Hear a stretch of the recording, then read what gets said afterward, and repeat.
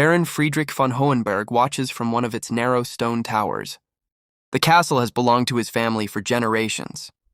Long before this war, it was a symbol of heritage, power, and pride.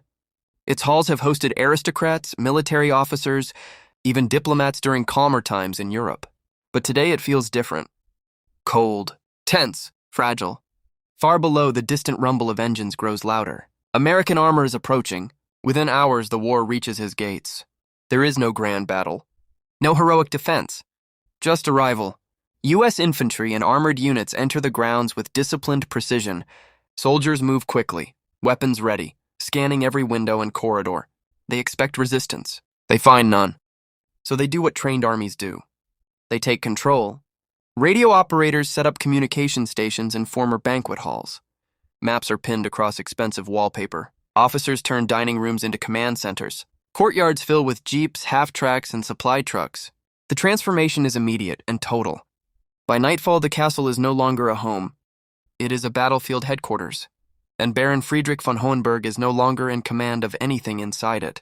He watches silently as strangers turn centuries of history into military infrastructure. At first, the Baron believes this is temporary, a misunderstanding, a wartime necessity that will pass. He speaks to American officers politely, insisting on respect, tradition, and ownership. The responses are always the same. Calm, professional, unmoved. Days pass. Nothing changes. The radios keep running. The soldiers keep working. The castle remains fully integrated into Patton's advancing command network. The Baron begins to lose patience. Not because he is afraid of the war, but because he believes the war should still recognize hierarchy. He is wrong. Completely wrong. The Americans do not see a noble residence. They see a strategic position, a functioning command site, a tool. And tools in war are not returned simply because someone demands them. Finally, the Baron makes his decision. If local commanders refuse to listen, he will escalate. He formally requests a personal meeting with General George S. Patton, and he demands one thing: return my castle. To him it feels justified, reasonable, even dignified. But to the officers processing the request, it feels almost unreal. A German aristocrat asking for a personal audience with one of the most aggressive generals in Europe.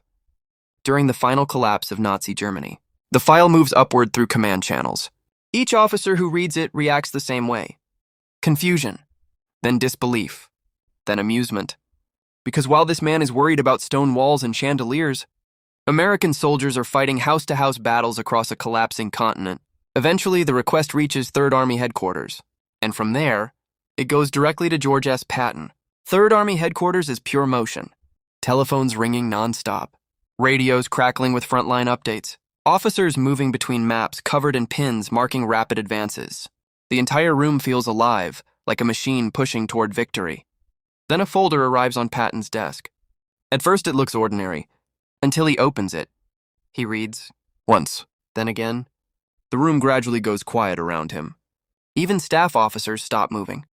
Patton finally speaks without looking up. A man wants his castle back. In the middle of a war? No one answers. He continues reading. The castle is listed as an active operational headquarters, communications, intelligence, logistics coordination, a valuable position in the ongoing advance. Patton closes the folder slowly, then walks to the wall map. His riding crop taps lightly against the glass surface. He asks one question. How many men are using it? An officer responds immediately. Approximately 300, sir. Patton nods. Then the second question comes. Is it important? Yes, General. Very useful. That is all he needs.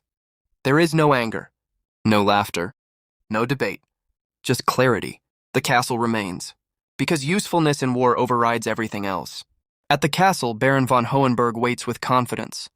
He expects correction from higher authority. He expects acknowledgement of his status. He expects resolution. Instead, an American officer arrives with a brief written response. No ceremony. No discussion. Just a message. The castle will remain under U.S. military control as long as it is required for operations. No meeting with General Patton. No reconsideration. No negotiation.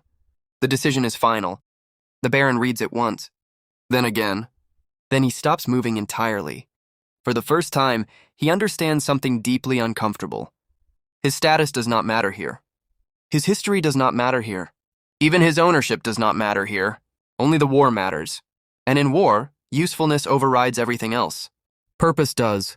Patton's response became legendary not because it was cruel, but because it was absolute. If it helped win the war, it stayed. If it didn't matter. And that was the difference between an aristocrat protecting history and a general trying to end a war.